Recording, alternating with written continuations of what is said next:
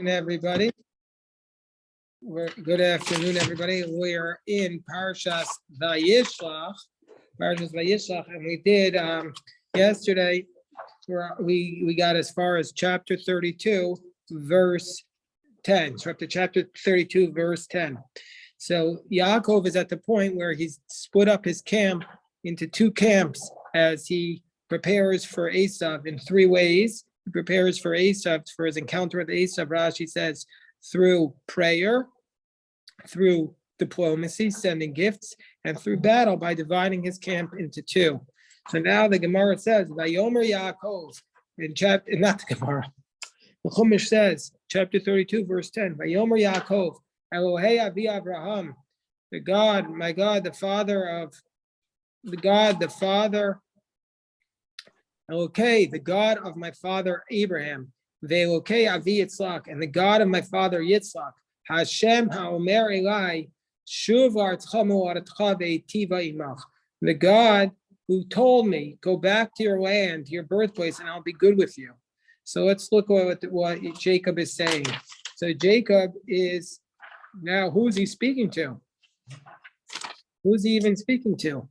He says, when he says this, so Rashi says, but later on, Jacob says, later on, Jacob refers to the fear of Isaac.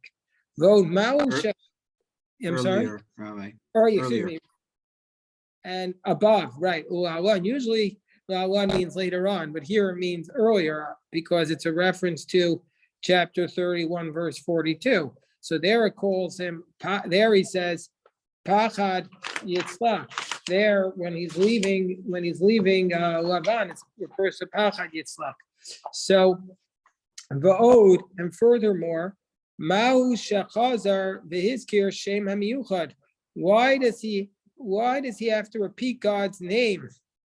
He could have said, he says, okay, Avi Avram, okay, Avi Yitzchak, Hashem. He repeats God's name. Hashem. Why was that necessary? He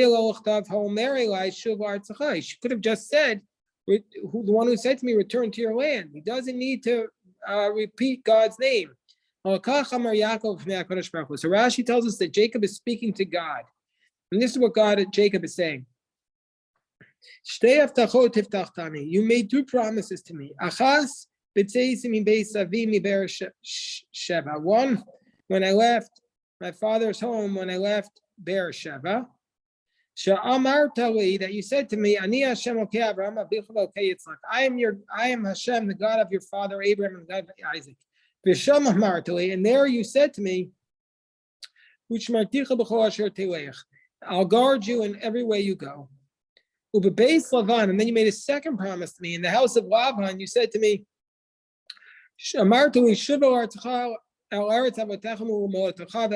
then you said to me, go back to your land, the land of your fathers and your birthplace, and I'll be with you. And there you revealed yourself to me in the name of God alone. As it states, Vayomer Hashem el Yaakov, there was Hashem's name, the tetragrammaton. We say, God said to Jacob, go back to your land of your father. I'm coming at you with these two promises. That's how Rashi understands it. Okay, so now we go to the next verse. The next verse states, Jacob says, I have become smaller than all of the Mikol Chasadim. I've become smaller than all the kindnesses and Mikol Hamas. I've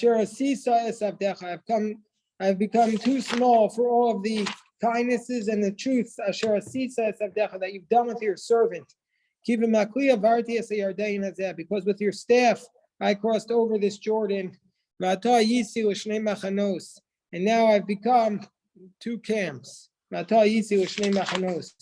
So he says, Katon de Mikol Chasadim, Mikol Hamas.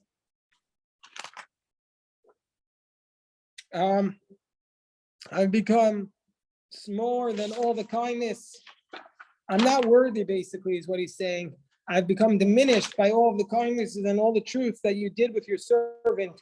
because I crossed over this Jordan only with my staff, and now I'm already 2 camps big. So this reminds me of the Gemara that says you're not allowed to walk on their ladder because it'll diminish your merits. And here Jacob is saying, I crossed over this Jordan with just my staff, and now look, I'm so big, I have 2 camps.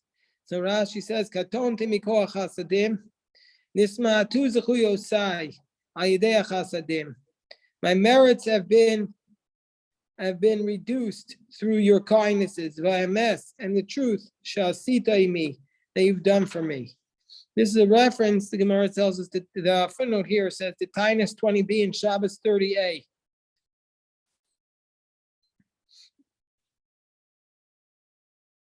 Not, Rashi says, Katonti is not a reference to I am smaller, but I've been reduced.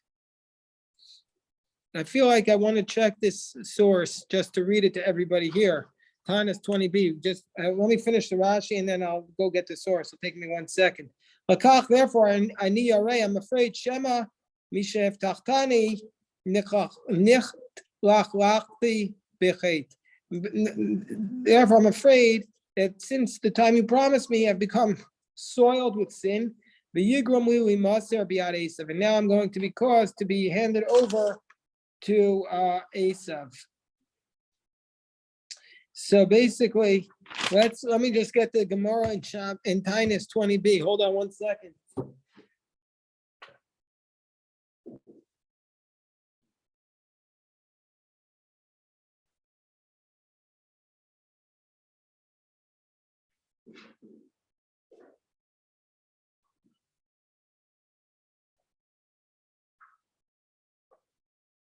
Okay.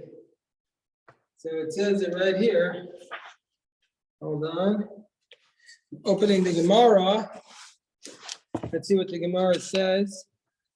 Gemara says, hold on 1 second. Exactly the Gemara that I was remembering. So the Gemara tells us the following. It says, a city in which the rabbis taught the following. What tractate are you in? Tanis 20b. Thanks. So it says, there was a dilapidated wall in Ardiyah that Rav and Shmuel would not pass by that dilapidated wall.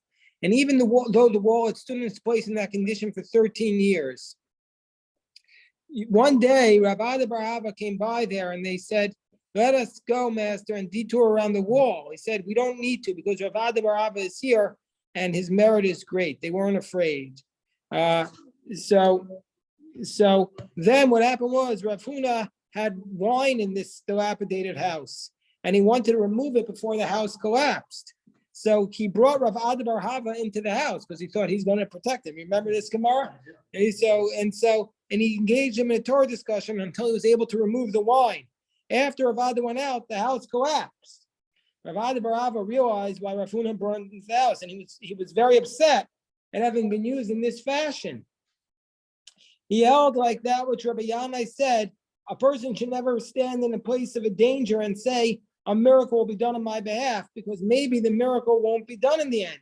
And if you're going to say that the miracle will be done, then even though a miracle is done, it will be a reduction of the merits. And what's the source for this? The source for this is, as it states, Katonti mikol chasadim mikol emet. Excuse me.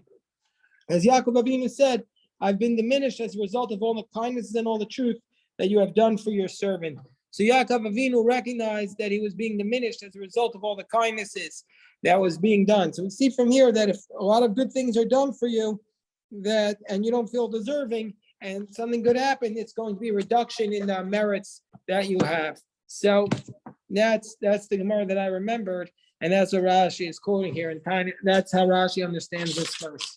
Katonti mikol chasadim, consistent with the Gemara in Tainus 20b. Okay. Yes. Don't we have a sort of tradition that if a Jew deliberately puts himself in a dangerous situation, the book of life is opened up upstairs, and God and the angels decide whether this dangerous, reckless behavior deserves punishment or not. Yes, there is right. Yes, right. That's what we were saying also in the Gemara in Tanis 20b. Yes, you shouldn't put yourself in a danger. Right, because A, you shouldn't rely upon the miracle, and B, you'll be a reduction of your merits. You're exactly right. So let's look at the next Rashi. Mikol MS, Rashi says, Amitat devarecha, the truth of your words. Sheshamartali kol haftachot sheftach. You've kept for me all the words that you've promised to me. Kiva b'makli, there was with my staff, lo ya'imi lo kasef, lo zahav, lo mikneh. There was not with me any silver, any gold. And when I crossed over the river, this Jordan River, I didn't have with me silver, I didn't have gold, I didn't have livestock. All I had was my staff. That's all I had when I crossed over. And the Midrash Haggadah states, Natan maklo b'Yardain v'nivka Yardain. Wow. Why does he mention the Jordan River? Because he actually split the Jordan. Did you know that? That Jacob split the Jordan. Wow. With his staff, he crossed over the Jordan. Literally with his staff, he crossed over the Jordan. That he crossed it over by splitting. Wow. Like the Jews leaving Egypt. Like the Jews leaving Egypt, and like Joshua crossing over to the Jordan in the time in the book of Joshua. So Jacob was a precursor to that moment. Was precursor to that moment. So now what happens next? So yeah, we're in chapter 32, verse 12. He says, Hatzileni na miyad achi umiyad Esav. Save me now from my brother from Esav, ki arei anechi oso, because I am very afraid of him. Pen yavo v'ikani ema banim. So Yaakov Avinu prays to Hashem, save me now from the hands of Esav, because I'm afraid of him, lest he come and strike me down, mother on children. Ema banim, mother on children. What does it mean? Rashi says, miyad achi she'eino hegi mi ka'ach el ka'esav harasha. What does it say from my brother Esav? Because he doesn't act with me like a brother, he acts with me like a rasha, like a wicked one. Yeah, but Jacob fooled Esau and did a terrible thing to him. So you can understand why Esau might want to take revenge. Well, that is certainly one approach to the text. I prefer to read it consistent with the words of Chazal, which say that Yaakov was justified in his in whatever he did to Esav in order to make sure that the Jewish people's destiny will be secured. But Esav would have seen it that way. Esav would not have necessarily seen it that way. Right. So verse 13. Well, it also explains why Yaakov, Jerry's insight is going to explain why Yaakov is afraid here. Right. He feels like Esav is going to see it the way Jerry sees it. Verse 13, Vata Marta, now you said, I will do good for you.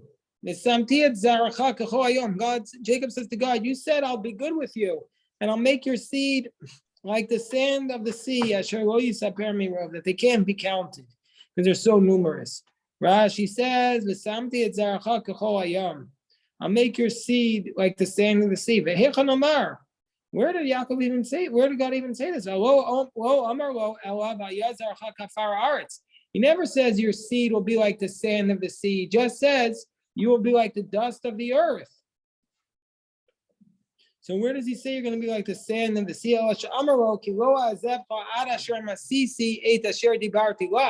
He promises to Abraham.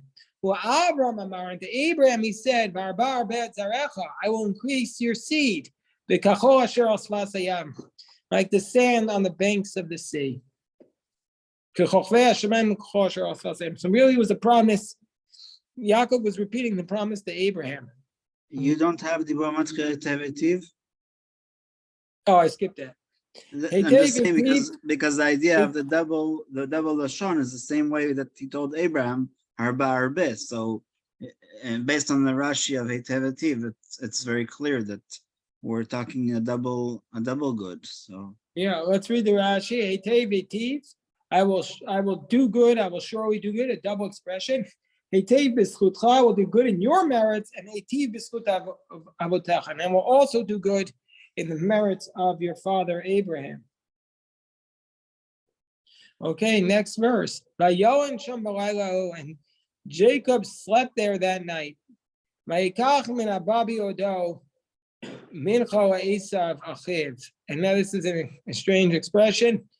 And he took from that which he had in his hands, and he took it as an offering to Esav, his brother. It should have said he sent.